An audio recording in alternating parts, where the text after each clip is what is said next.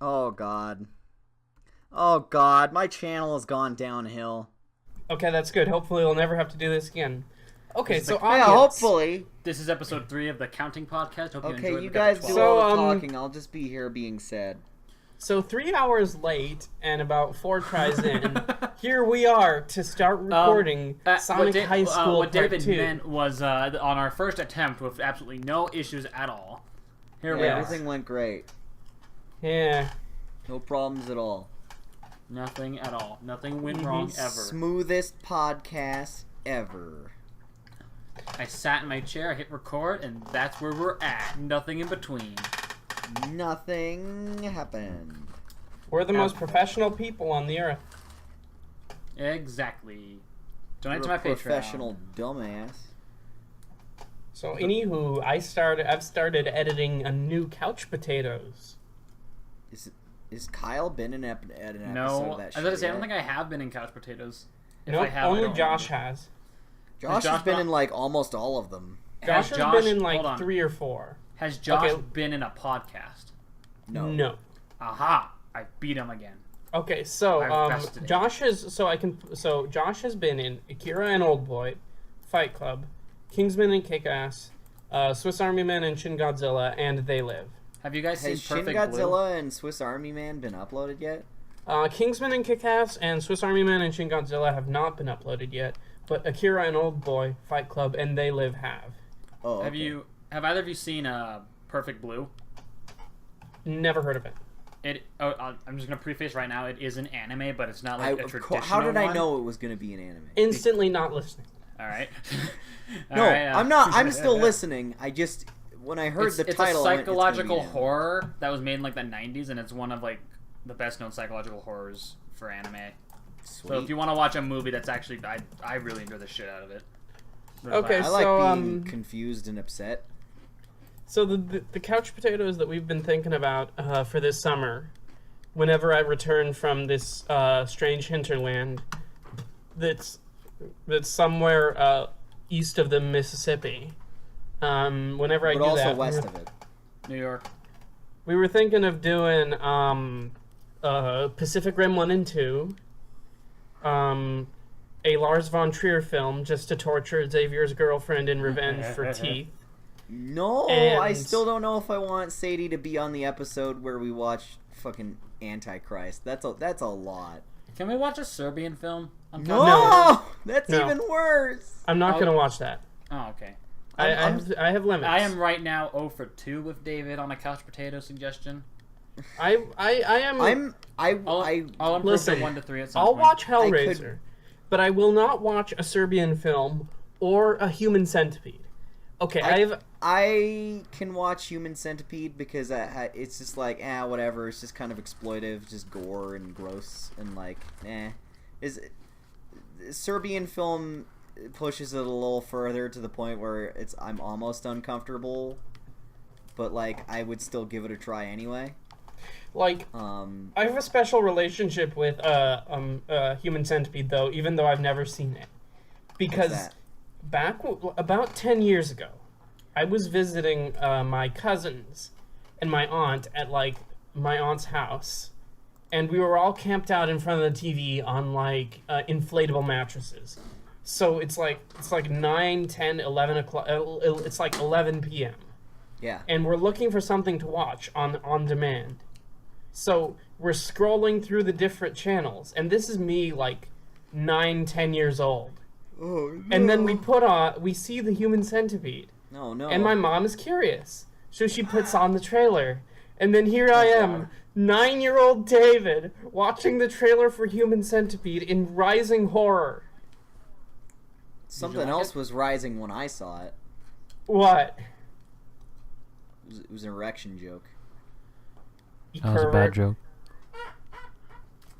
Hey, quit squeaking back there. Quit doing the naughties. Okay, No. so, like, I mean, I'm not exactly, like, a kind of person who's... I mean, I wouldn't consider myself a prude, but I am definitely not as acclimatized to gore and grossness than Xavier is. Oh, I have a really high And when I tolerance was by this 10, point. I was even less so than I am now. When I was 10, I was still getting like used to movies like John Carpenter's The Thing, so I probably could have handled it back then. I was traumatized, and I'm pretty sure I had nightmares that night from just watching the trailer on demand. I never was 10. I came out the womb at 11. Okay. That must have hurt. Like well, it must have hurt for his mom. Nah, I didn't. It's like the case of that 30-year-old man in upstate New York who didn't want to leave his parents' house.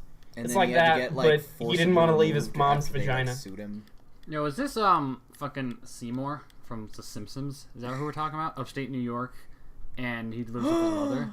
Oh my God! It's a Utica expression. I love. Superintendent, I was just stretching my calves on the windowsill. I submit to exercise. Eyes are Steamed smoke hams, but but it's a Sonic fanfic. So, Knuckles, I was just stretching my calves on the windowsill.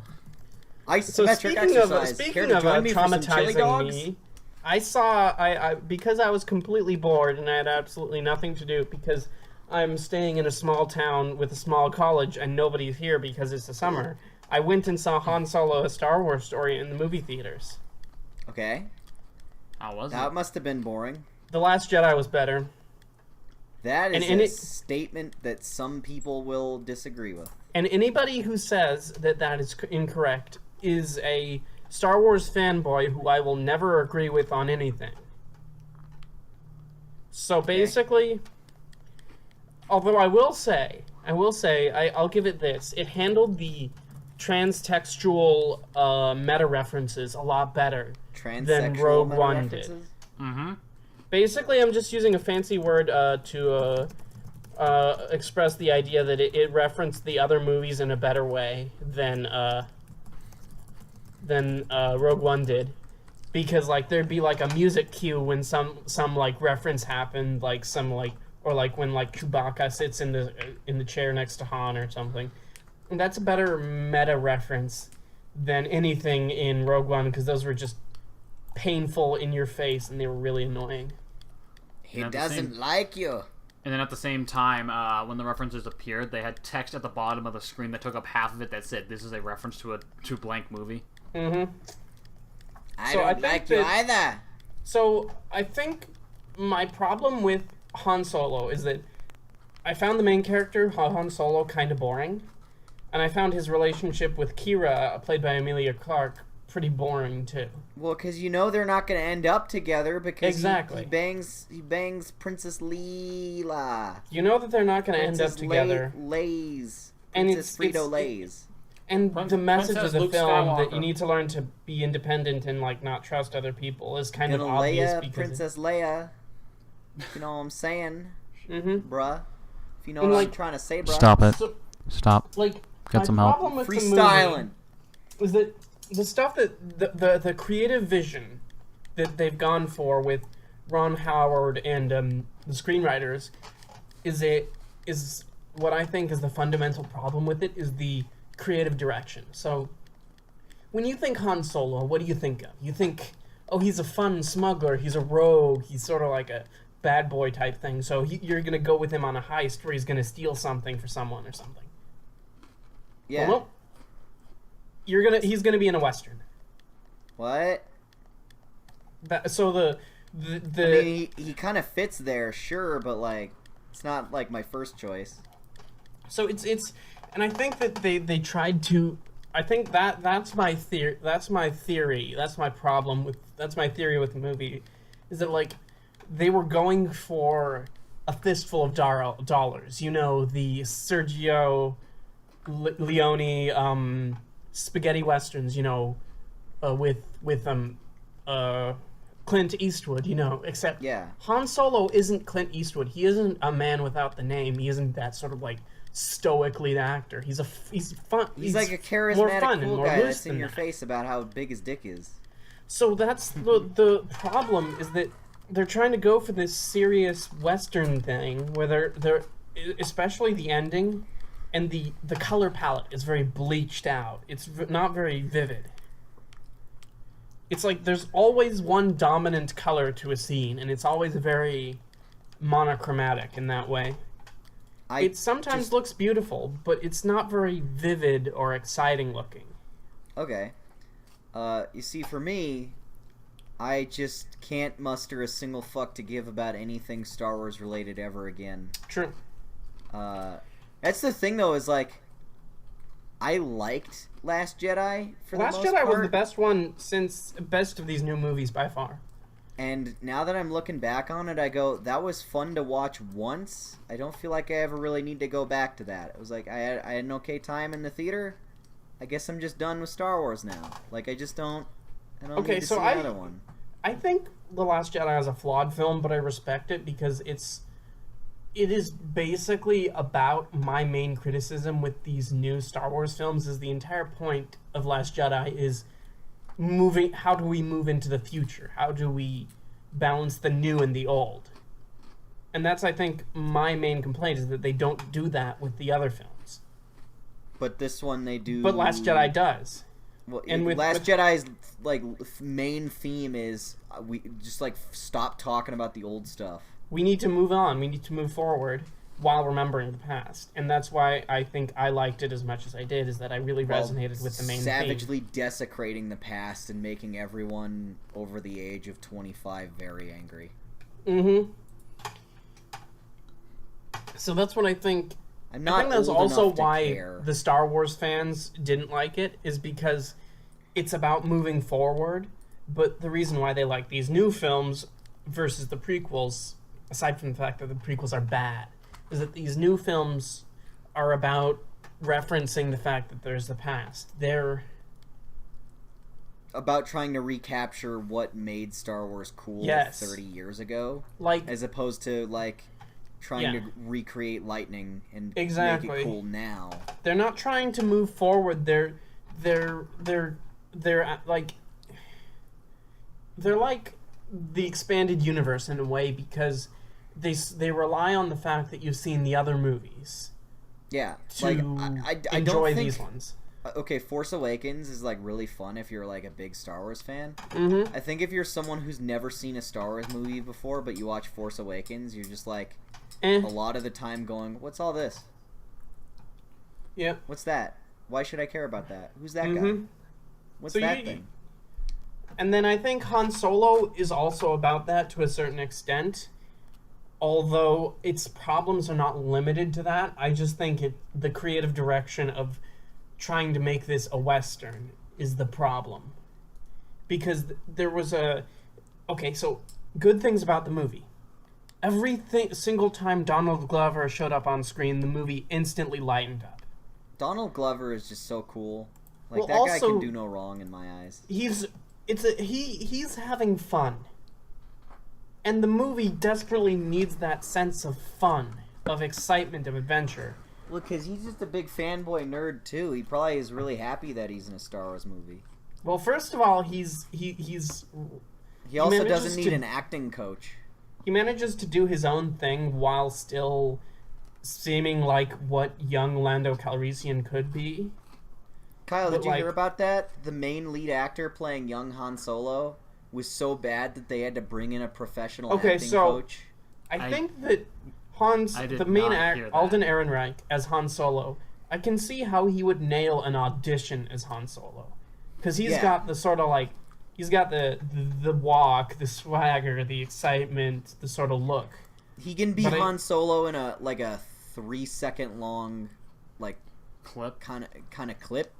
So when you're sifting through 10,000 plus audition of every single lead actor in their mid-20s in Hollywood, every white guy ever in auditioned Hollywood for that with an agent. Every single white guy with an agent sent you their demo. I could see how he would stand out in that respect. But aside from that, I don't think that he's really all that exceptional. He's not bad.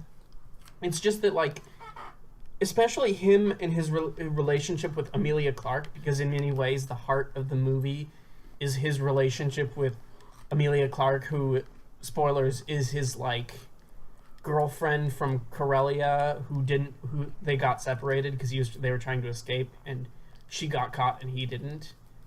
And then they meet each other 3 years later, and she's like this shady. She's like the member of this like gangster group. She's a Wookiee. No, she works for the bad guy. Her new name is Chewbacca because she's a trans speciest. And Han has to get used to fucking her now that she looks like a walking robot. Although there is a scene where Han Solo is taking a shower and then Chewbacca walks in. So, fanfiction writers... Fanfiction writers, you got your work cut out for you. Did he use Chewbacca as a towel? No. Because they were both rinsing mud off themselves because they'd just been in basically the mud planet and they fought each other. Chewbacca's always naked. You know the planet's memorable when it's named the Mud Planet. Yeah, so I think that, like, It's my theory... something stupid like Calrissian. My theory is that what Phil Lord and Chris Miller did is that they sort of injected a sense of levity and a sense of fun to this space opera, and then the writers were like, no, this needs to be a super serious Western, like A Fistful of Dollars, so we can't do that. So and stop putting in all these jokes. So okay, Kyle. Stop having fun. God damn exactly. it! This is a serious Western. Even though if I were to watch a Han Solo movie, if it wasn't fun, why am I watching? I feel like that'd be like the most fun Star Wars movie. Oh, because Han Solo's like the guy who has the most fun of ever. Like, yeah. You don't go to a Obi-Wan Kenobi movie and, like, expecting a joke. There's a lot of action in it, he's having a great time. The ending is surprisingly low key, and it's supposed to be like making you feel things, and it's where everybody's loyalties are tested, and they all have their like Mexican standoff and all that. But like, and Han Solo puts on a sombrero. Also, the ending has another problem that I want to address. So it's revealed that so Han Solo and I'm assuming you don't care about spoilers. So Han Solo. Well, hold on. Let me just make sure Kyle knows exactly what we're talking about. So they had two directors that were like because there's Phil Lord and Chris Miller. They do all their directing. They made the Lego movie. Yeah, they were fired halfway through because they were making the movie too fun, and then they had to restart basically from scratch. And they also reshot 70% of the movie under the direction of Ron Howard. And then they brought in Ron Howard to fix it, and so they shot had to make around a whole new movie. 50% of the movie. Oh my god. But do you know how expensive that must have been? Exactly. It's a waste of cash, a waste of time, and odds are that movie wasn't profitable. Well, I mean, it's looking like it's like the most underwhelming Star Wars box office thing in a while. It's not done badly. It's just done underwhelming. So considering what they wanted, what they've done in comparison to what they just did. I'm pretty sure it's more expensive than The Last Jedi. Because it shocked me. They had to fucking redo more than half the film. The budget of The Last Jedi was around $200 to $215 million. And the budget of Han Solo was upwards of $250. $250? $250 million. Man, buying the Chewbacca costume alone must have cost them at least $100. All right, guys, you got a budget of $250. So it's upwards of $250 million because they reshot 70% of it. Someone's got to pull out a small loan, or a lot of them. It's a lot of small loans from Disney. So The Last Jedi, even though The Last Jedi is a better looking movie, The Last Jedi cost less than Solo: A Star Wars Story. Well, because they didn't have to make it twice in a row pretending like they didn't have to remake 70% of it. That to me is scary because when you're in film school, you always talk about how much you want every film set to be like really efficient and how you want everything to go smoothly, or you don't want to piss off the producers and investors by you dicking around. And then to think that the filming for that went on that much longer and spent that much extra money and had that many problems. So this that was causes so much anxiety the fact when you learn how hard it is to get even a good movie like one that works smoothly running. Mm-hmm. How stressful would it be to get one that's going that bad? So the idea that they reshot 70% of it means that it's really just Ron Howard's movie. Yeah. I'm imagining that the 30% that they didn't reshoot is like establishing shots, the action. Anything that doesn't have dialogue. Because so the main villain of this movie is played by Paul Bettany, aka the Vision and Jarvis from the Marvel movies, and he was that role was recast. So every single scene involving that guy was reshot. Wait, who did they recast him with? Paul Bettany was the recast. The original. Who's the original guy? Was it? Let's see. Let's see. Because I remember Michael K. Williams, who because he originally was going to do motion capture, and it was going to be like an alien. He was going to be an alien, but they recast him as Paul Bettany, and he's just got some scars on his face. That's weird. That look really bad. So, was the original guy in any of the trailers? No, because they didn't release any trailers before the film got wrapped. Yeah, I'm sure they. That's why the trailers were released so late. It's because they were still working on it, well after they should have been. So what a train wreck! How did I just want to ask, how much of a singular vision does the final product come out as? Does it? It comes out as one movie. Okay. I don't like the direction that they're doing, but it comes off as one movie. That's good at least. You don't get a Justice League scenario where it's two different movies stitched together, and you can tell based on the color grading from one scene to the next that it's oh, this is footage from 2 months ago. While as in this scene, this is footage from last year, because they were filming that fucking long. Yeah. Okay, so Justice League went so hilariously bad while they were working on it. Kyle, did you hear about any of that? So before we move on to that, I think I'm just gonna wrap up my thoughts on Solo by saying it's it never comes alive. It's a little bit too serious. And the relationship between the actors is not ever there. So there's all these really impressive action scenes where you're just I don't care. Sounds like a Star Wars movie. There was one part of it that I thought was really fun. There was so Lando Calrissian, played by Donald Glover, who is also fun in the movie. He has a robot who comes along and helps him being his co-pilot in the Millennium Falcon before Han Solo gets it. A robot, and it's a female robot, and they have a quasi will they won't they relationship. Wait, he wants to fuck his robot friend? No, his robot wants to be with him, but realizes that because she's a robot, she can't be with him. Oh, okay. And then he also kind of likes her, because he gets really sad when, spoilers, the robot dies. This is the movie Her inside of Solo. But on top of that, this female robot is an SJW robot, because she spends the whole movie going, robot rights, we need to free our kind from the evil oppressors. Isn't this just the Detroit game that just came out? And what's it called? She starts an honest to God robot uprising when they are robbing Kessel, and that is the best part of the movie. Oh no. And I have a feeling that if they had that tone of sort of chaotic fun through the rest of the movie, it would have been great. But instead, it just wasn't there. We gotta make it more like a Clint Eastwood movie. Yeah, it's too much of a Clint Eastwood movie. Because that's what Ron Howard's good at. And not enough of a Han Solo movie. So that's what I think is the problem. Fair enough. Just tapping buttons here, playing God of War. Hope you don't mind. So anyway, Kyle, did you hear about how Justice League was a giant fucking mess? No, but I was given a tiny little snapshot of what it was when you said it was directed and stitched together by two separate parties. It was directed by Zach Zack Snyder, who also directed Man of Steel and Batman vs Superman.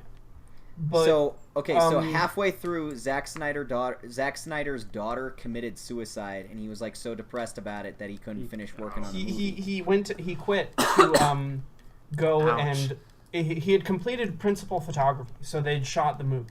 They shot most of it, but he left to go like take care of his family and everything. Just be with his family. Take a minute to be with his family. Totally reasonable, totally fine. Yeah, Don't have any ill will about that. So they brought in the guy who directed Avengers to go fill in Joss for him. Whedon.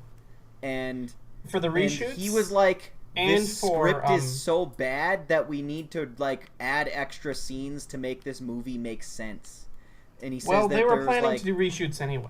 There were reshoots, but he also did rewrites, and then there was almost a thing where they're like, should he get a writing credit now? So the reshoots ended up going on almost like half as long as the original shots were going, because they actually started like doing like whole different versions of scenes or adding completely new ones from nothing. The extra filming went on so long that the lady playing Wonder Woman, who was pregnant at the time, started showing so bad that they because she was getting a belly from being pregnant, that they had to cut a giant hole in her Wonder Woman costume and put a green belly over it so they could CGI her a flat stomach later. And then, of course, they also had to do the infamous mustache thing with Henry the guy Cavill. playing Superman. The mustache thing. The guy playing Superman needed a mustache for like Mission Impossible. Mission Impossible 6. And it was contractually obligated that he had to keep it. Like, they could sue him if he shaved that mustache because he had to keep it. So and then Warner Brothers went to Paramount Pictures, who is distributing, who has Mission Impossible 6, and they said, "Look, so they're we like, will can pay we just for you to to do whatever you want to replace it. Like, give him a prop, or like a CGI mustache. We will They're pay like, for that. just let us shave his mustache, and we'll pay for making a really convincing one for your guys' movie." And they're like, "No, he needs a real mustache. You have to fix admire it in your movie." Damn. You have to So they admire had the to pettiness CGI of the Paramount. whole lower half of his face, and You it looks have to so admire. bad. All I'm saying is you have to admire the sheer pettiness of Paramount, because Paramount Pictures doesn't have a comic book franchise. So the only way that they can compete is to say, "Fuck you, no, we're not doing this." They just have to take down the other competition. They're just by being not as competing. petty as possible, because Paramount has no franchises that anybody cares about anymore. Even Mission Impossible, it's like, oh, they're doing another one.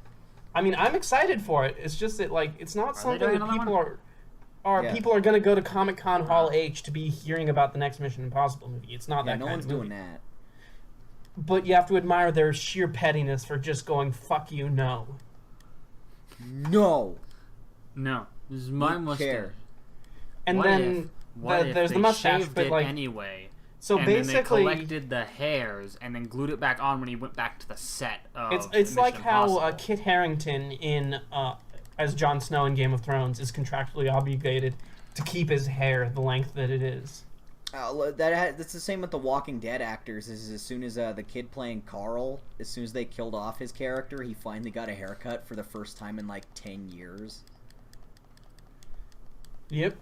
So now that Justice League basically is a Zack Snyder movie stitched to a Joss Whedon movie And those Nope. directors with Scotch could tape not and be glue. way. With no mustaches.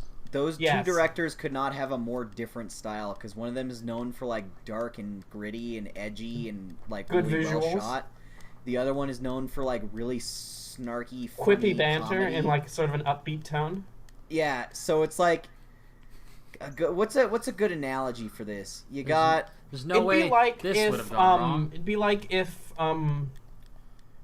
okay, so like imagine if Taylor Swift was featured on a metal song. it just would not. It's just such a horrible clash. It just doesn't. The new You know. Korn single featuring Taylor Swift. Oh God, knowing Korn, they would do that too because they think that shit's funny. They It'd they be did like songs that. with Ice Cube before. But like Ice Cube makes more sense because he's a rapper. But like At least his is like darker edge kind of. yeah, exactly. But like Taylor Swift or like Britney Spears or something. Yeah, Bubblegum versus, pop. like what? Why would you? with them, really? Mm-hmm. So that's the metaphor. And yeah, Justice League came out as like a weird, bizarro pile of garbage. Kyle. And to be clear, Han Solo is not that. That's a lot more interesting than Han Solo. It sounds like Han Solo's more like, because it sounds like with Justice League, they're like, well, we got half a movie. Should we refilm it so it makes sense? Nah. And then with Solo, they're like, we have half a movie, and they're like, well, let's refilm it so it makes sense. We have half a movie that's not too much fun, so let's make it less fun. So that it actually well, it was with Justice League. It was like, here's half a movie that's too much fun, and half a movie that's no fun, and let's like use the footage from both, so it's super drastic and weird and versus jarring. Han Solo, where they reshot everything. Kyle, with Justice League, there are scenes where like the bad guy is like taking human hostages because he's like a space alien. And he's holding them up and interrogating them, and then breaking their necks and like making this. It makes this horrible, grotesque sound when he does it, and then it hard cuts to a different shot of the Flash and Batman arguing about what constitutes the concept of beating someone up. He's like, I've never really like done battle before. I just kind of push people. And he's like, just save 3 people, and then you can go home. And he's like, okay, but like. What if I don't wanna? Because I'm like nervous, and like they're just having this argument. Mm-hmm. It's supposed to be funny. It's a perfect, seamless, not awkward. It's cut. Tonal whiplash. It's just like, tell me where the mother box is, so I can open the portal to bring through Darkseid. So that I can kill everyone on the planet. What kind of cheese do you eat before a mission, Batman? Basically. Mm-hmm. Oh, it's the best. So that's not Han Solo. I'd say Han Solo, it's like... Tony Hawk. It's like watching... It's like... It's disappointing because there's moments where you see something that could be good. Like there's a giant tentacle monster that they have to escape in this like giant cloud. You see that in the trailer, and that could be a lot of fun. But they just never... They never loosen up and just let them have fun. This is a no fun zone. Yeah. No fun allowed in this space party. No fun allowed in this podcast. So speaking of fun, we don't have it. I think it's time for Sonic High School. Everybody's what everybody's here for. Okay, so do you have the link? I'm gonna send the link into the Discord just so you can. I already have the link, so we're good to go. We should probably do a recap. It's been 20 episodes Xavier, since the last time we. Do you have the link? Will you quit vomiting? I'm sorry. I'm just thinking about Sonic fanfics. Okay, so episode of the podcast is sponsored by Paper. Use the promo code Sonic, and you'll get 50% off. In Chapter 3 of Sonic High School, this is a mess. Everyone's talking over each other. Xavier's vomiting. Okay, so in Chapter 3 of Sonic High School, Sonic rescued his girlfriend Amy from the polar bear. From Amy from the gay asshole Dr. Eggman. And in Chapter 3, we're not saying that to make fun of Eggman. That is word for word what it said. We are just that is word for word what it says in the text. Calls him a. And then in Chapter 4, they go back to high school, and then oh god. SBO asks Rouge out on a date, and they decide to do the sex. Man, we should have brought Sadie here to do the female characters. Get her online. No, she doesn't have a Discord. What the fuck is she doing? I'll hook her up with a Discord. No, I don't want her to have Discord so she could go on my Discord server and have to deal with my fans because they're terrible. Don't. Okay, so we'll just have to have. I see the problem. We'll just have to have Kyle sub in. Wait, who did we voice? Each like. You I were remember Amy. I was Sonic. He was Sonic. I was Tails. Which is fitting. I highly doubt I was. Because you're riding my coattails and following me. Well, yeah. Kyle was also Knuckles. Or what? 2 people Knuckles? Yeah, I mean we only have 3 voice actors and we have a bunch of characters, so we'll just assign it as we go. So we are now resuming our story on Chapter 5 of Sonic High School. My desk from the vomit. Who was the narrator? I was about to say, Xavier, if you keep fake I'm vomiting, you're gonna like actually vomit at some point. You're gonna be like, "Oh God, my laptop," and then you'll disconnect. Like I'm just waiting for that to happen. Okay. So I'm the narrator. So are we ready? Oh God. I'm sorry, everyone. I'm gonna take that as a yes. Okay. That is a yes. Let's get this on the road. Chapter 5, Sonic High School. It was the end of the day at school, and it was time that Sonic and Tails and Knuckles got back on the bus at the bus stop to board it all the way home from school. "We are on the bus now," said Tails. "No more classes." Tails was happy, but sad because he is smart. Sonic and Tails sat down together. And Knuckles sat right in the middle of the aisle, which he usually did not do, but sometimes when not everyone was on the bus. What the fuck? It looked like Espio and Rouge were not on the bus because they were busy. They were too busy getting ready to go sex tonight. Now that they are boyfriend and girlfriend. Why is the letter F capitalized in boyfriend and girlfriend? Knuckles laid across the aisle, even more stretched out than when he just sat across two seats, because now the limits were the Alpha and the Omega. "How can we help, Espio?" said Sonic to Tails. Tails responded, "I don't know," and thought about it on the bus. The bus drove bumpy on the bump roads. What? Tails sounds really girly. The bus drove bumpy on the bumpful roads all the way home. Wow. And then they all got out at the bus stop that they normally got in the bus at, just like always. Wow. Sonic ran out of the bus, and then Tails, and then Sonic in order. "Time to go home," said Tails. "We're almost there." And they walked the rest of the way to home. When they got home, it was dinner time, and Sonic was at a different home from Tails and Knuckles because they were all in different families, so they did not live together. And Sonic's I like how it has to specify this, that they don't live together. I love this. It specifies, like, stuff it doesn't need to, and it's great. They are now walking. They put their right foot forward. Now their left foot. Their right foot again. They then intake air. Sonic's mom made Chinese food, and Sonic ate it. And at the end, there was a fortune cookie, and Sonic broke it open and ate the cookie part and kept the paper that was inside that held a magical fortune on it. Sonic looked at the fortune and read it to himself inside of his head. "The path to glory begins at the base of your friend's penis." What kind of fortune cookie? Read that, Read that, Xavier. "The path to glory begins at the base of your friend's penis," said Sonic inside of his head, reading the fortune cookie paper. And he knew it was a good sign for what was to happen tonight when Espio and Rouge went to sex. Then the phone ringed. Hey guys, Sonic ran to the phone and picked it up. Where do you think the town Sex is located? Because they keep going to this town, and I'm curious. I want to go to the town Sex. What's there? I'm interested. Everyone's Did you know that there's an actual town called Anus, France? Is it in France? Yes. Ah. Perfect. There's also fucking Austria, so you could go there. Wow. There's also like that town in the UK that's like half of the English alphabet. Mm-hmm. And some like...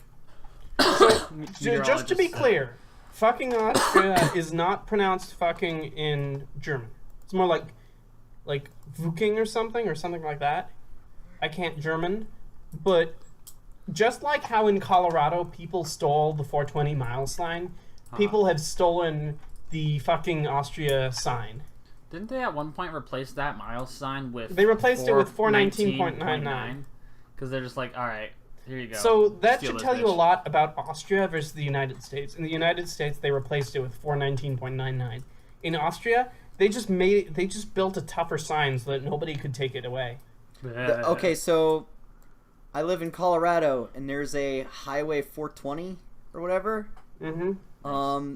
It kept getting stolen so much that they had to replace it with 419.99. It was a mile marker. The mile marker. They had to switch out the sign with like 419.99 or something. Mm-hmm. So that and I took a picture next to that. Which honestly, if I was stealing that sign consecutively, I think I'd steal 419.99 because like, where else are you gonna ever see something so specific? So we are now. Let's return to Sonic fanfiction. We are now at hello. Back to Sexville. We are now at hello. Back Sonic to this smut.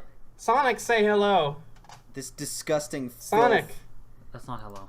Sonic. Hello. Okay, I'm sorry, I lost my place. Sonic ran to the phone and picked it up and said,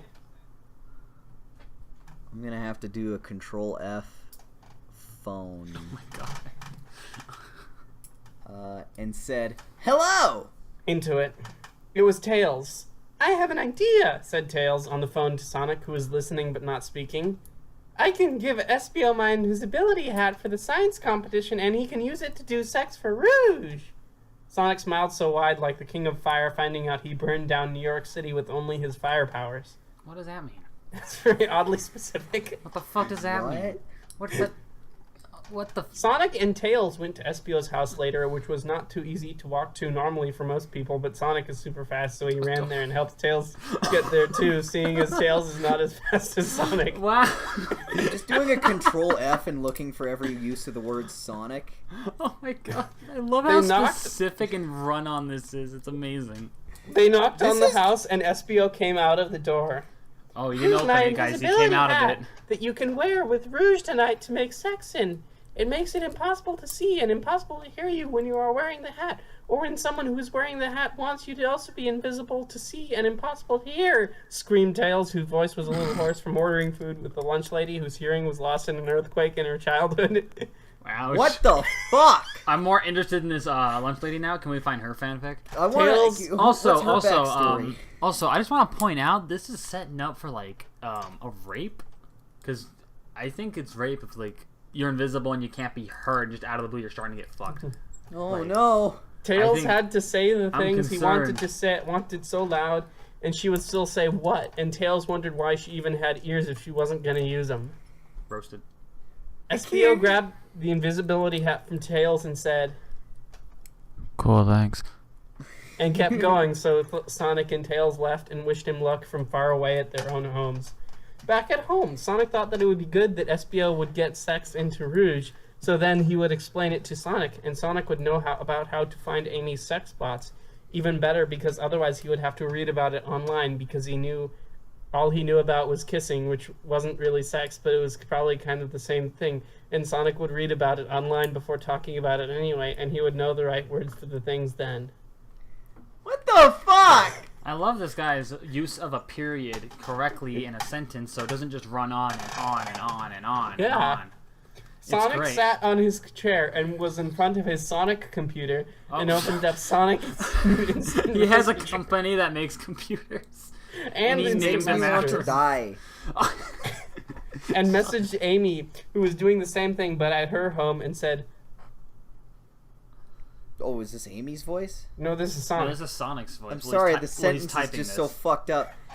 "Hey, Amy, want to finally become true boyfriend and girlfriend by reaching sex this weekend?" Where is sex? Sonic waited for a long time at his computer, and it seemed like Amy was not there because she did not respond to anything. Man, I'm going to say that exact sentence to Sadie when she gets God. Yes. "Hey, Sadie, want to finally become true boyfriend and girlfriend by reaching sex this weekend?" And you know what? She'll break up with you. She's just going to scream yes and give me a high five.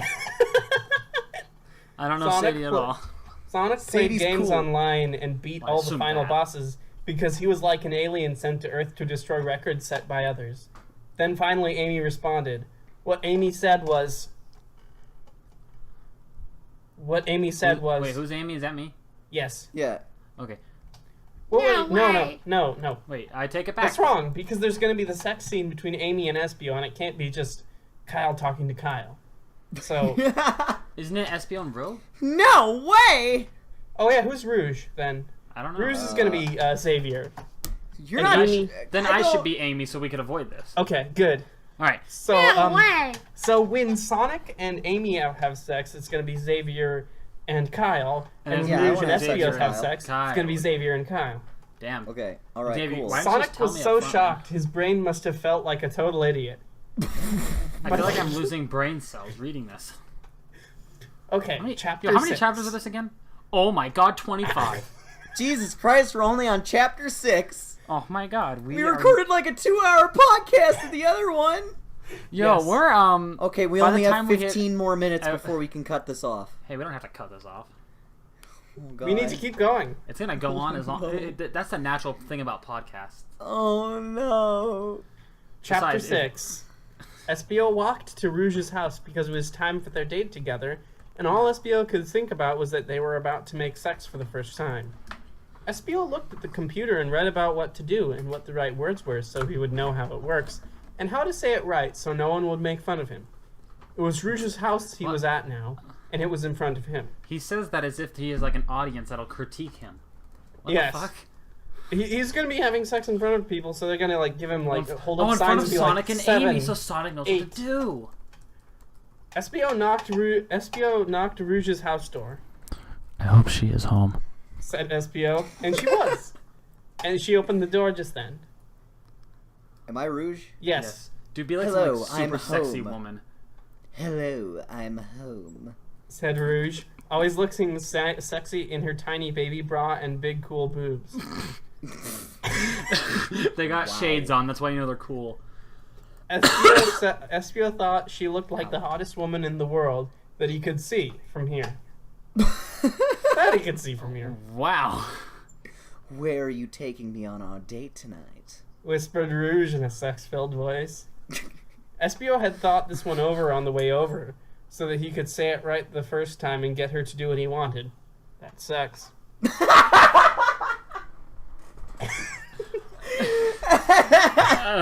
I'm sorry, that just killed me the way you fucking said that. That's sex, ladies and gentlemen. It wasn't obvious for the past To get her to do what he chap- wanted.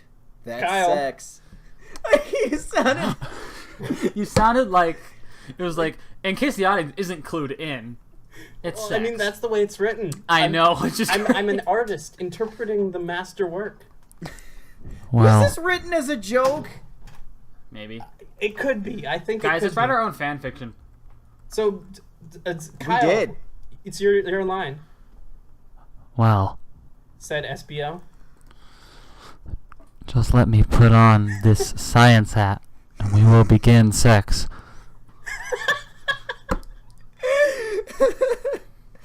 It gets better. It gets so much better. The way he's reading it is killing me. I can't fucking handle this. You Rouge didn't want looked to sad. do this. Rouge Oh. looked shocked, but she probably was excited too. SBO could tell they both had an erection. Oh, wow. Hold on, that is spelled Oh, so... what? Okay, they both had a...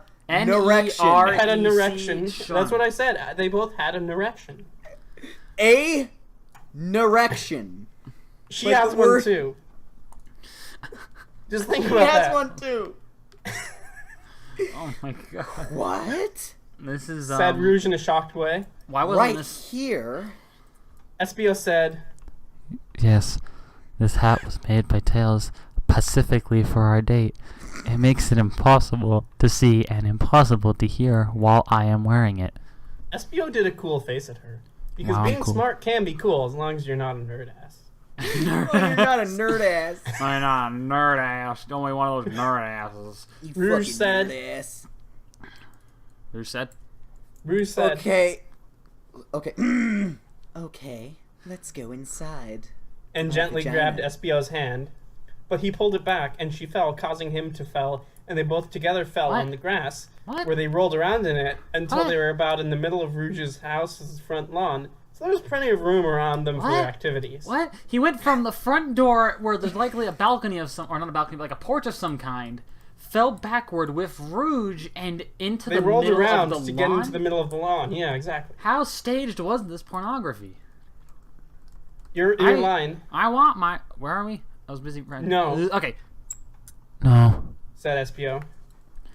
I want to make sex in you right here.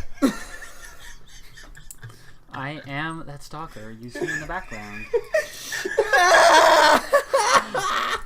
Xavier, when are you going to do the video I've requested for like 50 And times? SBO put on the invisibility hat so nobody could see or hear them, and a whole new world of possibilities were optioned to them so they could do sex in whatever way they wanted.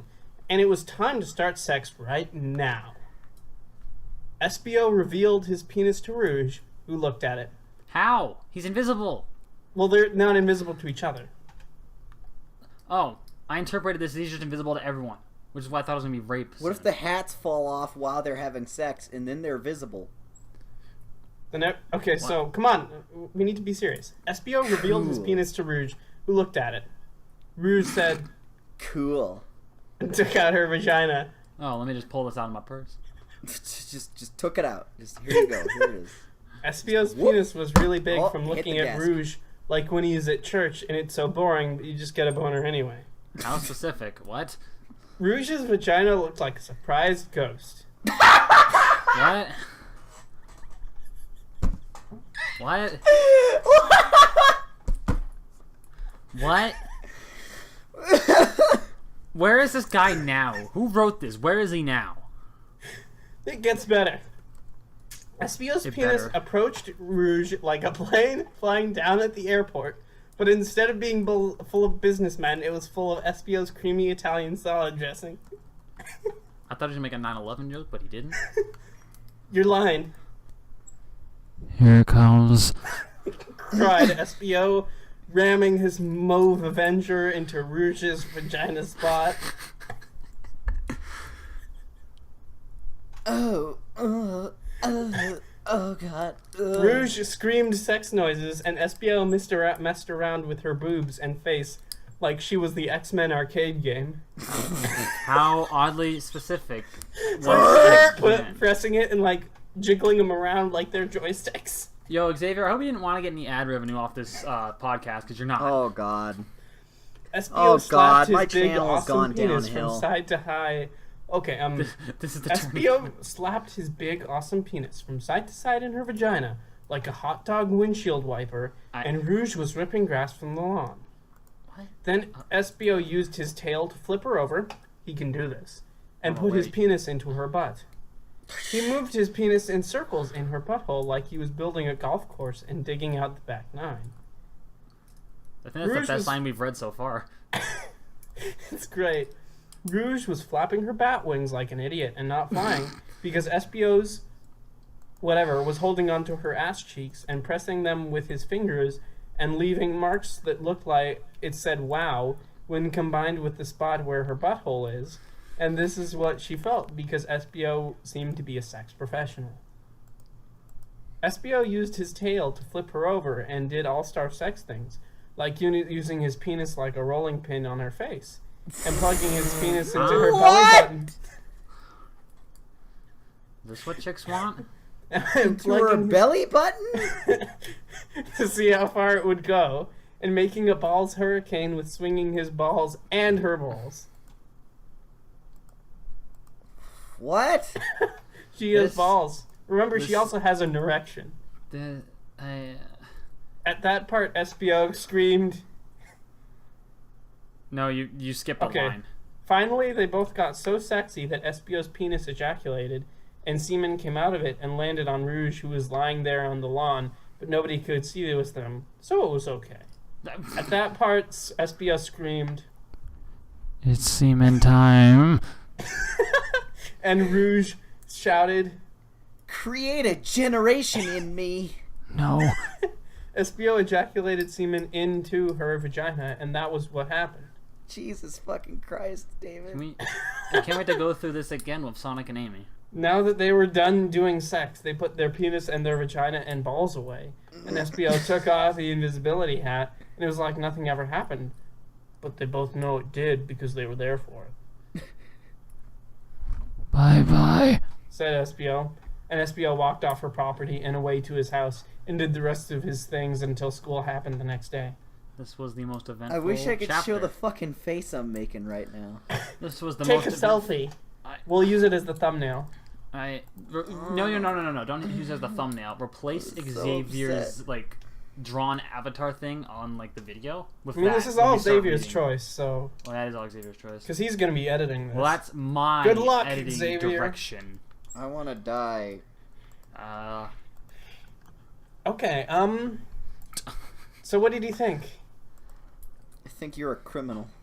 Okay, chapter 7. I think is this what chicks want? Yes, An this is what invisibility chicks hat?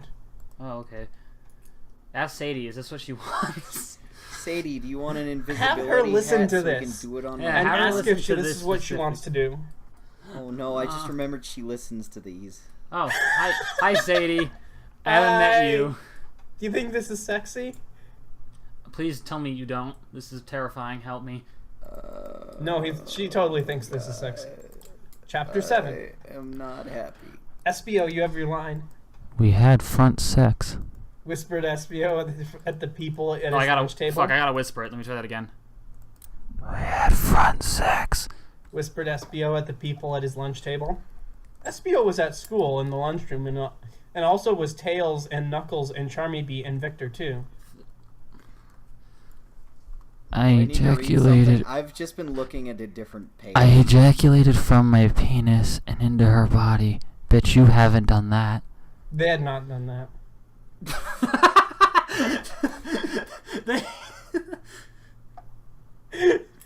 They have not done that. Oh, thanks. Wow, cool. You are the coolest. After Sonic.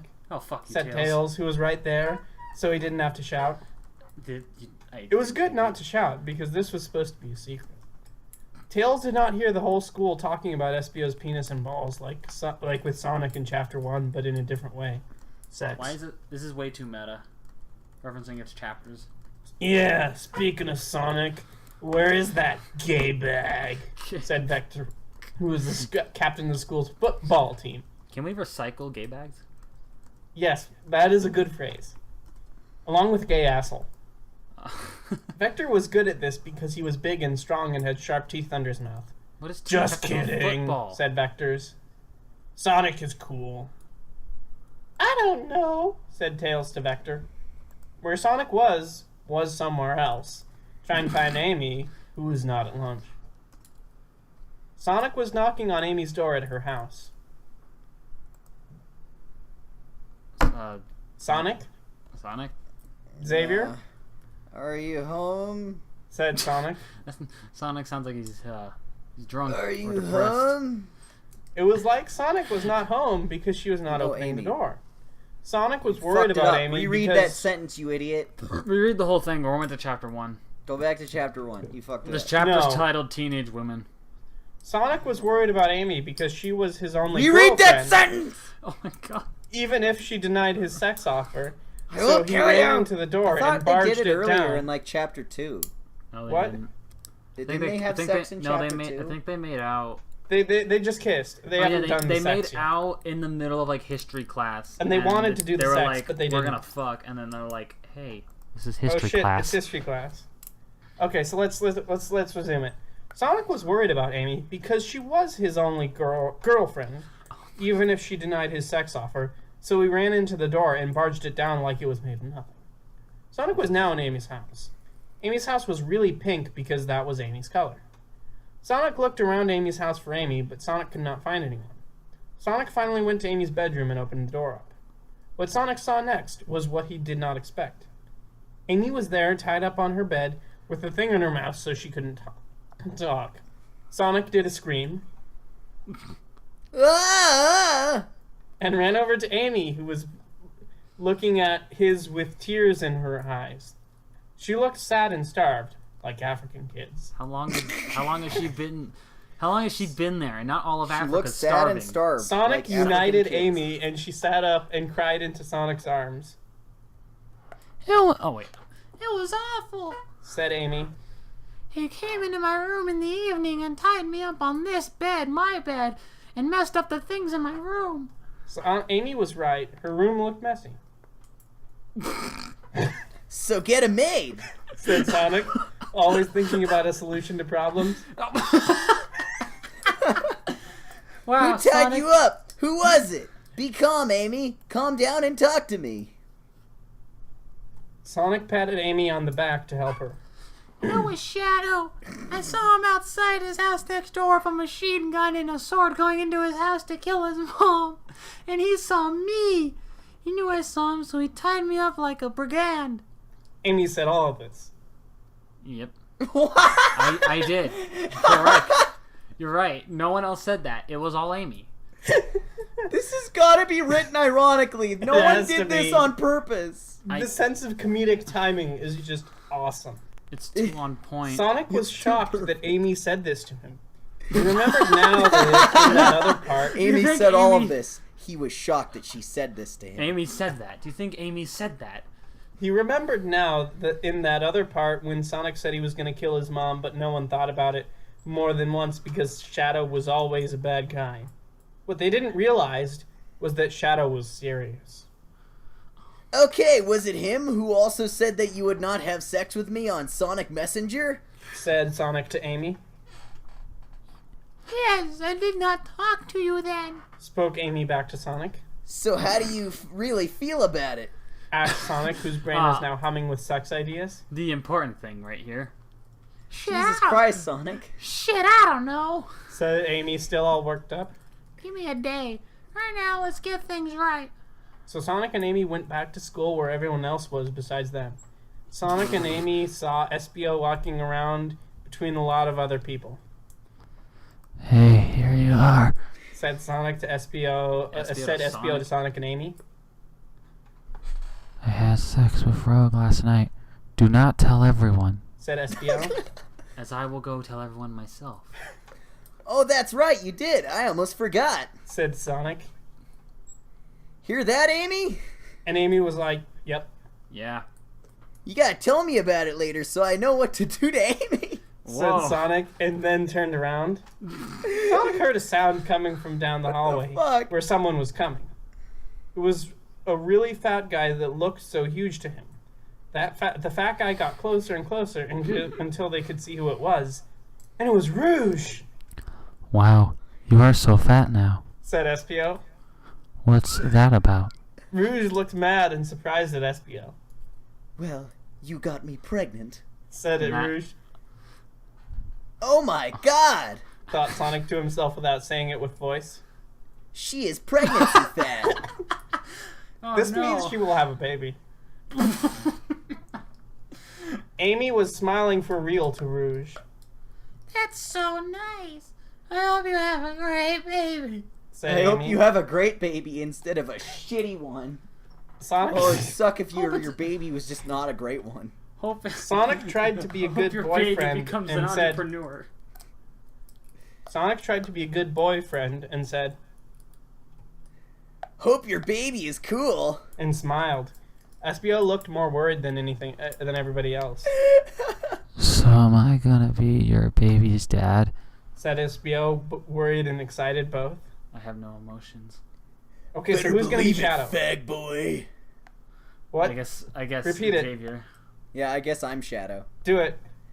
Better believe it, fag boy. Said a voice that sounded just like Shadow's. I wonder who it is, guys.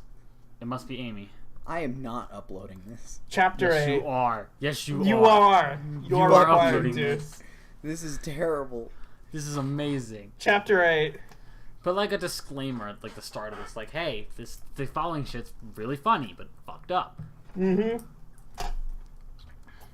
Chapter 8. And the first fucking line. I'm typing something. Hold on. What are you typing? I'm talking to Sadie and telling her not to watch the podcast this Why? week. Why? Why would you not want her to listen to this? No. Don't listen to this, Sadie. Why Shadow. Why would you not want her to listen to this? I said This it. You read your line, you idiot. Yo. No, it's Sonic's line. I said it already. Shadow? Say it again. Shadow. Sonic shouted. It was Shadow. There. Wow. Surprised to see me. Said Shadow. We know what you did to your mother. Screamed Amy like a crazy man. It was. Shadow cut her off and did not let her finish saying the sentence. What? You did not see anything. I am Shadow, and I know how to commit crimes. You think I have not killed a person before? I have. Shadow crossed his arms and sneered at Amy looking at her. But I saw you. You And saw Amy said- nothing. I stopped you. Shadow said. Shit, you're right. He's innocent. Yeah, we can't. Amy, There's it's no your way. line. It doesn't matter. You were on your way inside your house to kill your mom. Said Amy. Amy shook around because she was all nervous, and her smaller than Rouge's but still good boobs wiggled a little, and Sonic thought it was cool to see, and he wanted to support her. I did not kill my mom. I was going to my house to protect her from Dr. Eggman. Shadow said. Ah, okay. Said Sonic. And Cleared of Sonic all and charges. SPO went to class because it started, and they are still in the high school hallway. Oh, fun fact, they're still at the school, guys. He Shadow. was trying to ship my Ultra Chaos Emerald to space so he could collect them in his egg space station. Said Shadow to Amy in an explaining way. You gotta do something about it. I understand that you had a reason to tie me up, but did not kill your mother. Responded Amy. Jesus Shadow. Christ, there's like a whole Who paragraph. read this or said this? I was Shadow only said. kidding because the other guys were all being too important about themselves, and I do not think that it is a good quality for high school students to be. High school students should be nice and caring and not talk about themselves like they are the best, because that will only make us all assholes, which isn't what we should be trying to be. Shadow said that to Amy, and she understood that he was a good guy and he had a reason for tying her up on a bed, even if he had bad times when he was dark and did crimes in the cityscape. They both went to class in different directions, so the conversation ended. Later after school, Sonic went on Sonic Messenger and talked to Espio. Hey Espio, how are you? Do you know what you're gonna do about being Ferocious Babby? He said into the computer. He's spoken to the computer. Listen, Sonic, this is hard for me to say. Said Espio into the computer, which went across the internet to Sonic. Oh my god! I want to get...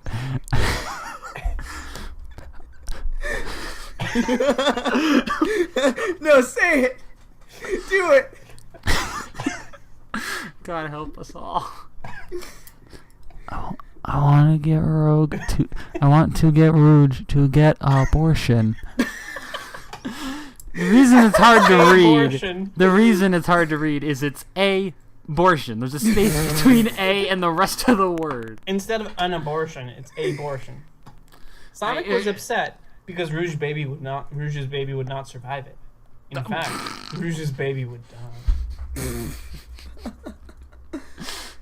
This is a pro-life comic too. I forgot to mention that. We're pushing all time of buttons here. It's like that Zootopia comic that's like really well We should drawn. read but that. so- That's in the Seinfeld apartment! It's in the Seinfeld apartment? If you look at it, it's the apartment from Seinfeld! Like, that's every set Whoa. design piece! Oh Sonic, my god. it's your line. Hold on, where are we? There has to be There another has way. to out, be another way, Espio! said Sonic in Sonic Messenger. But if you really want to do it, that's okay too, because it is your decision. Good, Espio. because I want you to help me. Oh I'm god! going to go to Rogue tomorrow at school and slip her the abortion pill in one of her meals. You will help me by distracting her from me. Said Espio then. Okay, see you then! Said Sonic. The next You day can't do happened. this, but it's your And decision. Sonic was Can at you help lunch. me? Yeah. I won the science competition, but you didn't come, Sonic. Said Tails in a sad, mad way. Oh, I will! I wanted you to come because I'm such a good friend to you, but you did not. But I won anyway without you. Tails was mad at Sonic, which did not usually happen because they were the best friends. Wow, sorry, Tails. I was so busy and I did not know. Said Sonic after trying to make Tails happy again. Kiss my ass, dick! Screamed Tails to Sonic and flew out of the room with his flying tails. Wow. This is awful. Said He is Sonic. my best friend. Sonic knew this was a problem, but changed his mind to thinking about Rouge and Espio, and then went over to where Rouge was going to get the abortion pill from Espio. Vector was there too, which was weird because he usually was not. Okay, Espio, are you ready? Said Sonic only to Espio. Espio shook his head, yes. This is Sonic's line. Hey, Rouge, how are you doing today? How was class? Do you have lots of homework? What are you eating for lunch? Are you Sonic said to distracted Rouge effectively? to distract her from Espio. Looks like Sonic did it perfectly because while he was asking these things, Espio put the abortion pill in Rouge's salad. Rouge ate salads because she is thin. Rouge answered the questions, but no one was paying attention because they were now glad it was done. Oh, uh-oh. What is this? Said Rouge, suddenly looking like a shocked woman. Unlike a shocked male. What? What is wrong? Asked Espio. He was worrying that Rouge found the abortion pill in her salad and was looking at it. I You hid think the- I am having the baby.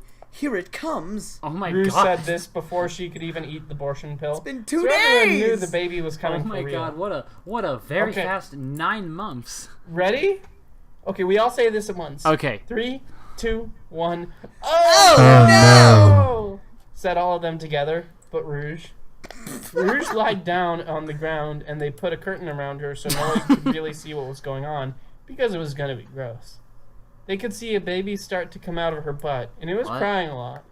Everybody wanted the baby to shut up already because they were just trying to have lunch, but now there was a baby coming out in the lunchroom at high school.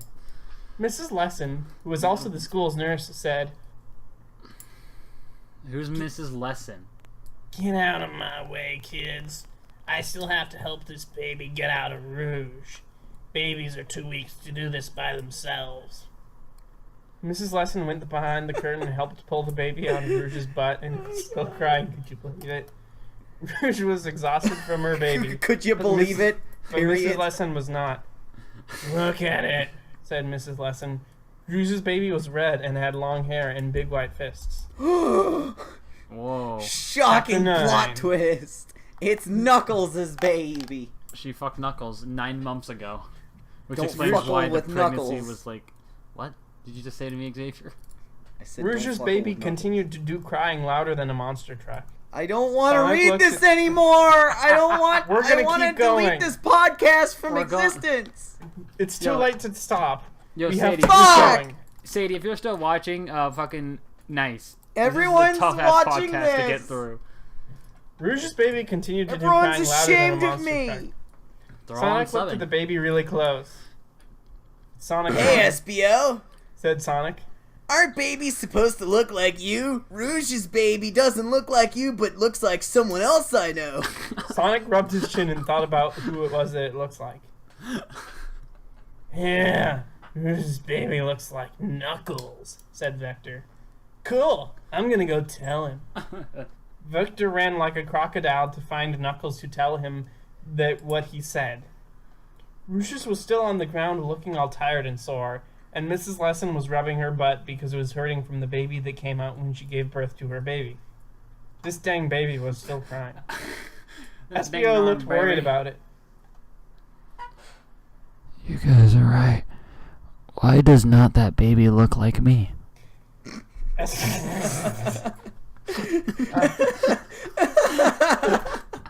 Oh my god. SBO went over to Mrs. Lesson. Miss Lesson, sorry. Ms. Lesson, I've been misusing the wrong pronoun. Miss Lesson was Fuck. holding the baby still and looked at it closer and still could not see himself in the baby. This does not make sense. Said SBO to the baby. Just then, Vector came out of the door, and there was Knuckles Every too, time. puffing and puffing and looking surprised. Knuckles went right to Rouge and looked at the baby. Who's Knuckles again? "You. Ah! Wagoo!" That's the line. That was He said, making that sound that when he saw the baby, Rouge's baby, that looked like him. The baby was still crying. What is wrong with you? Yelled Knuckles at Rouge. Why did you go and have a baby? Now I gotta be your dad. He kept yelling at her with the maddest feeling. I'm angry. Knuckles thought about his horoscope that he read this morning, and it said, "Your biggest fear will come true. Your biggest So you fear better will come watch out." true, so you better watch out. Now he knew what that meant. Oh, that's what It that was meant. about Rouge's baby. The Because baby, I Knuckles get did not it. want this responsibility. I do not want the baby. It is harder than having a dog. My dog died. Oh, this sucks. But Rouge said Rouge was tired and Rouge's baby was crying, but Rouge was crying and scared of Knuckles' volcano rage and said, "Rouge, This is the We best need you. podcast to ever be on this channel. Rouge, Please, at least give it to me so I can make it real. Oh god. Rouge, I'm we sorry. need you." It was supposed to be Espio's baby. I'm sorry it wasn't because he would not treat me like this. What Rouge said sent Knuckles into the next level of his anger. More anger. He turned even redder and looked at Espio. You trying to have a baby with her? Rogue is mine. You are not allowed. Knuckles charged at Espio, but Vector held him back. Vector, why? Vector, why would you bring him here if you just know it's going to cause trouble? Espio said, What? I did not know. You are not boyfriend and girlfriend. Espio seems scared, but still kind of calm. Yeah, he seems a little calm. Just kind of calm. Knuckles. We are! It was a secret! Now you have to pay! That'll be Knuckles kept $5.99. trying to get at Espio, but Vector was holding him back. And thank goodness Vector was here, because he was the captain of the football team. It could restrain him like a crocodile seatbelt that could also talk to you. What? I can't get out. It's like a crocodile seatbelt. Ugh, Vector. Knuckles could not get to him, so he said, Tomorrow we will fight. Meet me in the hallway at the end of the school and prepare for me to beat your ass. Shit, man! Knuckles I'm storming went out out. of the lunchroom and went away. I am gone now. Rouge's baby stopped crying and said, No, come back. You don't have to fight us. Why did the baby say it? Rouge's baby said, No, come back. You don't have to fight Espio. But it was too late because Knuckles was so gone by then. So gone. So gone, guys. You don't believe it. Rouge patted her baby on the head and said, You should go to sleep and get your rest, baby. You're probably going to be tired. Please tell me she names him baby. So Rouge's baby went to sleep and was finally quiet. Wow. Espio tried his best to look like a big tough guy and not panic, but he was secretly scared. He went back to what he was doing before this baby thing happened.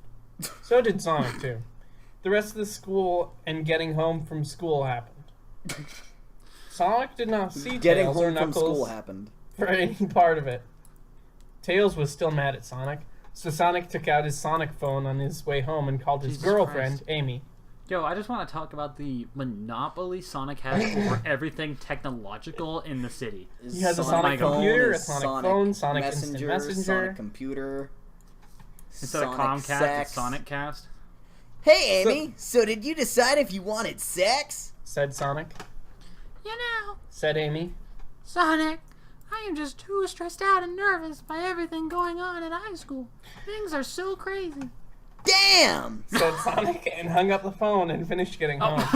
End of the Sonic, game, Sonic thought he would never be true boyfriend and girlfriend with Amy at this rate. though. It was almost like she had a second boyfriend that Sonic did not know about, and that was why Amy did not want sex from Sonic. Sonic. Sonic is an incel. Sonic. Sonic? Yeah, Sonic is an incel. Sonic had dinner and then thought about his friends. Espio and Knuckles were both his friends, but they were intending to fight. What could Sonic do? Sonic figured that they are still both his friend, but he would go and visit Espio's house because he was not the one who said to fight, and because Knuckles had spikes on his hands that would make it hard to beat him in a fight. Espio went to Sonic's house. How fucking long is this? Ding my dong! God. Said Espio's doorbell, and No, hold waited on. at the, Sonic waited It's at my the door. doorknob, David. I got this. Okay. Ding dong. Said Espio's doorbell, and Sonic waited at the door. Espio showed up at the door and opened it. Hey Sonic, thanks for coming. Said Sonic to Espio. You gotta help me prepare for this fight. We can start by learning how to get rid of the puncture wounds. I was trying not to look nervous to Knuckles, but I was. Also, did you hear about Charmy B? Nope, I did not hear. Said Sonic back to Espio. Knuckles kidnapped that little gay and is threatening to hurt him if I don't show up to fight him tomorrow. So I have to, especially now, because the gods will crush my soul even if Charmy B is an annoying idiot loser. Said Sonic Espio then back to Sonic. Oh no, that's really bad. Said Sonic. Sonic knew this now had to happen too because his morals were probably the best ever. Oh. He did not know No one will beat him. He did not know Knuckles I don't want would to stoop. live anymore. He did not know Knuckles would stoop to such a mean thing. I like how Sonic and Xavier's like, Espio I need to save the integrity of my podcast, and we're like, Sonic then killed everyone and destroyed Sonic and me. Espio then walked into Espio's house and up the stairs to Espio's bedroom. Our other friend is here too. Said Espio just as he was This is the opening. last chapter. We're not reading anymore No, after this. we are We gotta reading stop at another 10. one Fuck because the you. next one is amazing. Oh god. If it's the one that I'm imagining, then it's wonderful. Said Espio just as he was opening the door of his bedroom. Espio finished opening the door and there was Tails, who was standing in Espio's room. The moment Tails saw Sonic, his face turned into a salad of anger, the devil, and lava.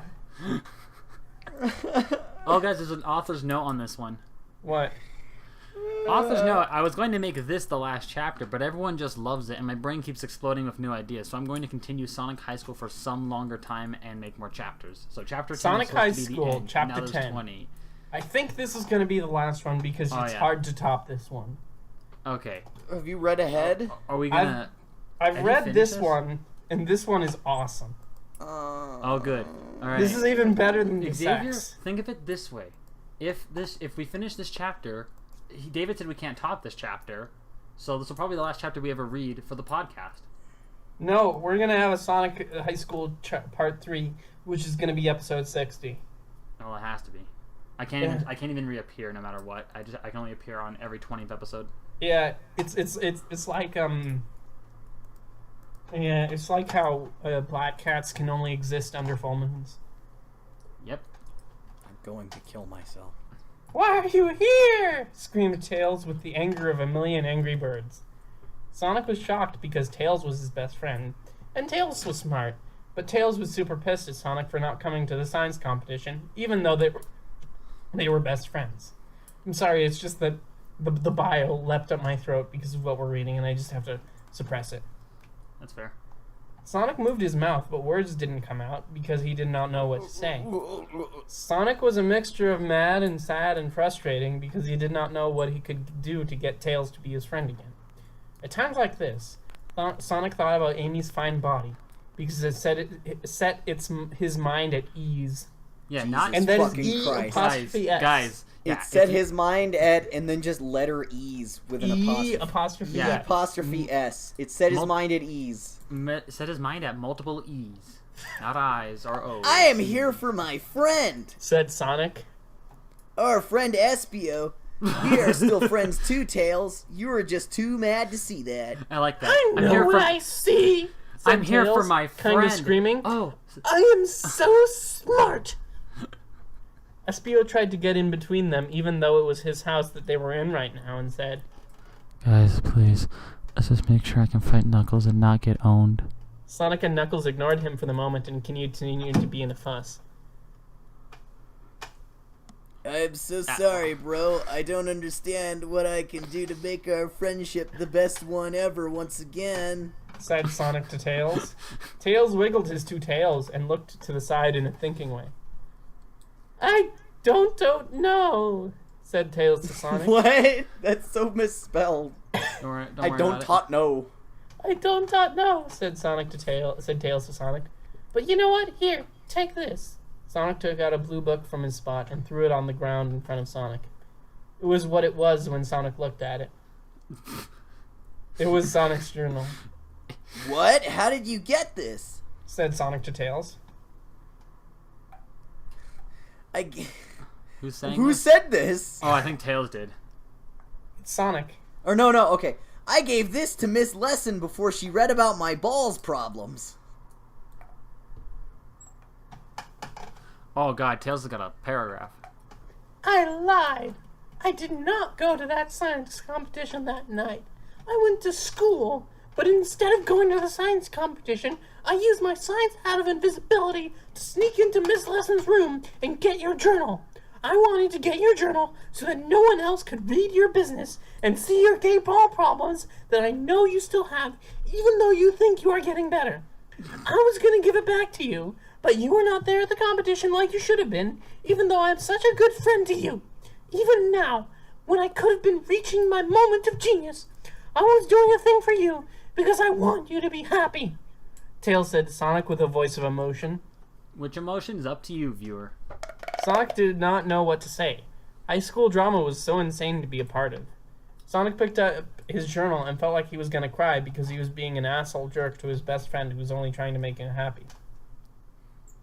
Tails, you did not have to do this, finally said Sonic respondingly. What matters is that I did, said Tails. And also, that you did not care for my special day because you were too busy trying to be true boyfriend and girlfriend with Amy. Goodbye, Sonic. said Tails right before he flew out SBO's room window with his flying tails. And then he did. What? This is Oh, okay, sorry. This is so shitty. Said SBO to Sonic, who is now the only other person I in want his that bedroom. sound clip. I still have to fight Knuckles tomorrow, but your different kind of fight with Tails is just as crazy. That is for me to figure out with Tails. Said Sonic. Let's get back to making sure you cannot be defeated by Knuckles. Sonic and SBO spent all night in SBO's bedroom, reading books and watching videos about fighting and learning how to be the best at it. By the time the night was over, SBO was ready to face Knuckles. They Why went are you to school breathing on... like that, SBO? I gotta beat Knuckles. I gotta do it for my kid. It's For not the your kid, though. For my failed abortion. You wanted to kill the thing. Why? They went to school on this new day, and school happened and was over, and now they were in the hall where Knuckles said to meet him to fight. I'm here. Where are you? There was a crowd of people around him that included Sonic, who looked worried, Rouge, who looked worried and with her baby, and Vector, who was smiling. Also in the crowd was Tails, and with him Cream the rabbit, who was Charmy Bee's girlfriend. Cream was a little woman and pretty smart, but not smart as Tails. Her boobs are also smaller than both Amy's and Rouge's, but they were still high quality in their own way. It is surprising to most people that a gay like Charmy was even allowed to have a girlfriend, but it just goes to show you that the impossible is not what you think it is. Then SBO jumped over the crowd into the middle where Knuckles was. So you decided to come anyway, Said Knuckles. even though you know your ass is gonna be torn up by my moves. Is he I flirting? do not want to fight you, Knuckles. Said SBO to Knuckles. But I am doing this for Charmy and Rogue. I am doing this for Charmy because you kidnapped him, and for Rogue because you do not respect her baby. Then let's do this! Said Knuckles. Knuckles charged at SBO with his fists like an elephant running at a hunter It's like trying an to elephant kill him running. for his powers. But SBO jumped out of the way and onto the wall Oh, like he a jumped pro out of the jumper, way! which he learned to do how to do the last How did he night. learn to do that?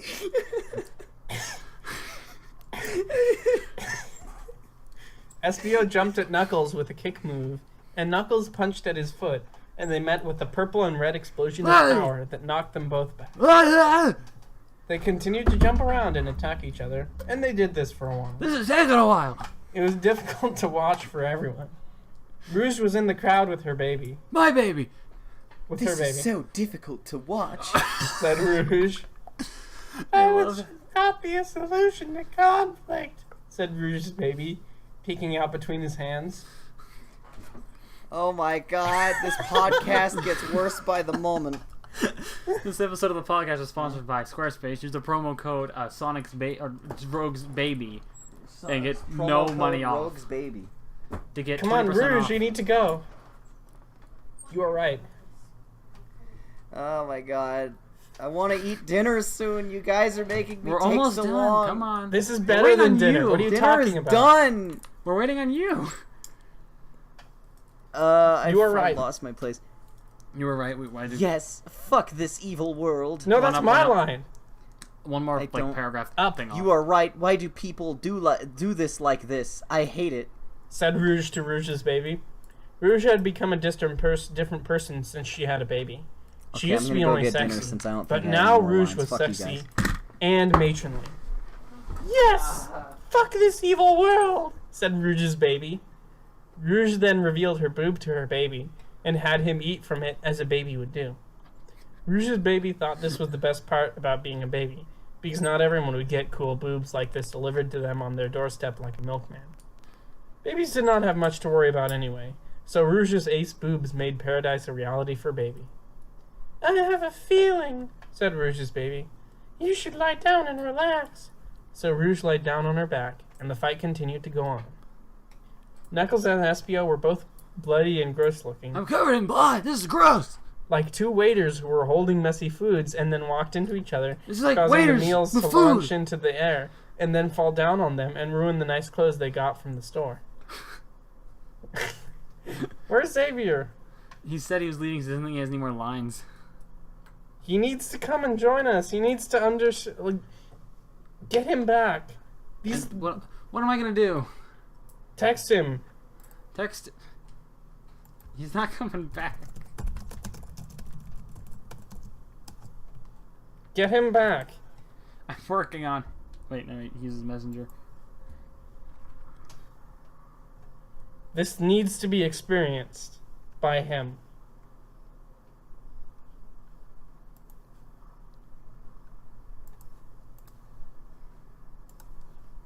Come on. This is very important. Kyle, are you still there? Yeah. Okay. So, viewer, if you're still listening, I'm sorry.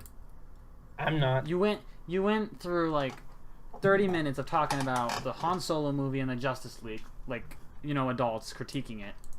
And then for the next hour was Sonic fan fiction written by 3 idiots, or read by 3 idiots, and written by 1 genius. Okay.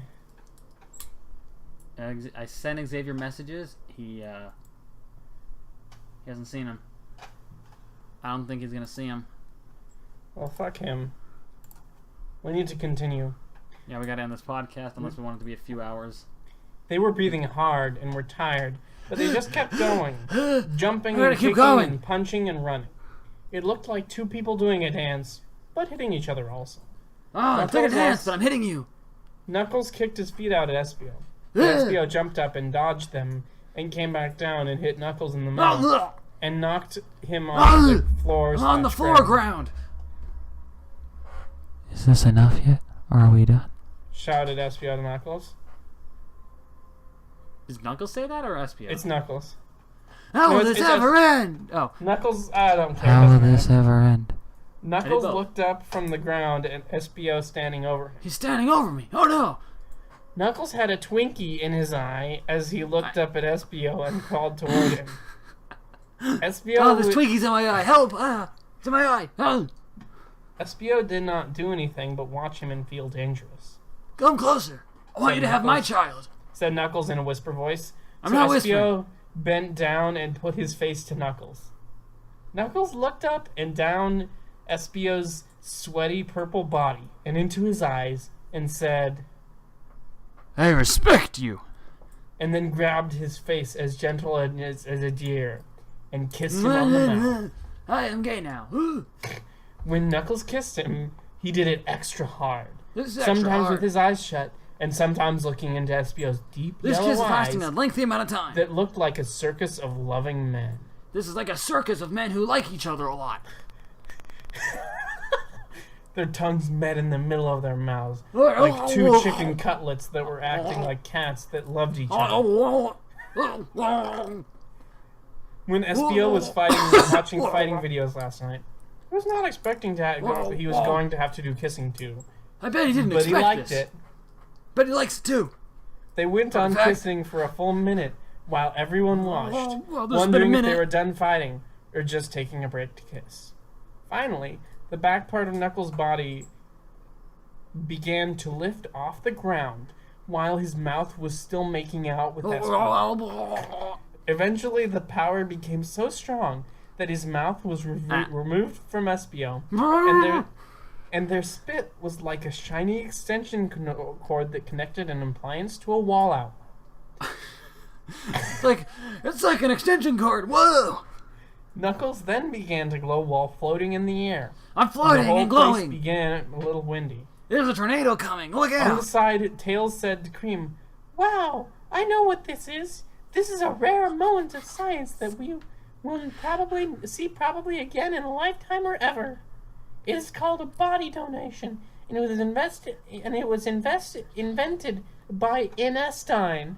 What is an Einstein? Einstein? Oh my god. It is when someone reaches a moment of such powerful love that they can choose to restart their lives as part of the person they love. I also like the idea that Einstein didn't discover this, and then that he invented it. Yes. He has the patent of this. Einstein invented this by making his wife love him so much one night during a romance pasta dinner that she became a baby that was like him. But then he killed his wife, the baby, because thought it was too dangerous to have her live in a live on in the world without testing it in a laboratory first. It is a fact that if it looks like magic, it is not magic. It is science. So deal with it. Knuckles glided on the wind forward through the crowd of people in front of him and into Rouge's mouth, where he disappeared into. It was a good thing that Rouge's baby had premonitions and told her lie down, as then Knuckles did a U-turn in Rouge's sex-filled body and came out of her butt as a newborn baby that looked like Espio. This was all science. So, thoughts? What the fuck just happened? I just told you this was great. So, this is what we're ending on. This is what we're ending the Sonic. Knuckles. Well, I know, but this is what we're ending on for now. Yeah. So as of right now, Knuckles was losing in this fight. He then kisses Espio long enough to basically heal up. After healing up, he then glides along the floor into Rogue's mouth and becomes a baby and comes out of Rogue again and looks exactly like Espio. Yes. There are two people who are going to have a voice like this because of that. Yes. So it's Knuckles Espio, baby. Hey, when did this fanfiction win an Oscar? 2013 Oscars. Oh, damn. Okay, how many chapters are this? 20? There are 25. So yes. the rate we're going at. Okay, so we're done through 10. 80. It's gonna take us episode. Oh my god, episode 100 is when. Wait, what? No, wait, doesn't sound right. So episode 20, 40, 50, 60, 70, 80, 90, 100. Oh, at 120, we will have finished the story. I don't know why I got 100. So, I would ask Xavier how did he feel about this, but I already know how he felt when he bailed and kept trying to get him back. Repair. He has yet to see any of my messages, and I don't think he's going to see any of them. We might have to end this podcast on Xavier's channel without Xavier. Yeah, fuck you, Xavier. You need to come back so we can talk about this. After trying so hard to repair the damage this fanfiction has caused, he failed to do all of it. Mm-hmm. We managed to succeed in every fashion. So, do we just kind of end the podcast here? Or do we wait for Xavier to come back, and then when Xavier, says a word, we then end it? We can wait a couple of minutes at least. You might just be getting food, but otherwise not. Oh, hey, I'm back. Hey, he's back. Hey, what's up? So okay, you missed the best part of the podcast. I'm gonna sum up what just happened. Okay. Espio and Knuckles are fighting, and Knuckles is losing the fight. Knuckles, as he lost the fight, Espio's standing over him. Knuckles says, "I respect you," and then kisses Espio for a full minute. Makes After out like kissing full Espio, passionate tongue and everything. Yep. After doing that, Knuckles then starts floating and glows, and then slides across the floats across the hallway. Connecting him to Espio. Yep, that's also happening. He then goes into Rogue's mouth and then comes out her butt as a baby Espio. What the fuck? I am not making any of this up. I am not. What the fuck? I told you this chapter. Why did that happen? You missed David. It, man. That was wonderful. Isn't that amazing? David, no. The miracle of childbirth. Yeah. No. What's bad about this? No. What's wrong? What are you angry about? Write it down in the comment section below if you unsubbed after this podcast episode. And it's going up on Xavier's I don't even know how to channel, end this one. It should just stop now. No, we need a proper conclusion of some kind. The end. Okay, bye. So you want to talk about your feelings now? Fuck you. No. What?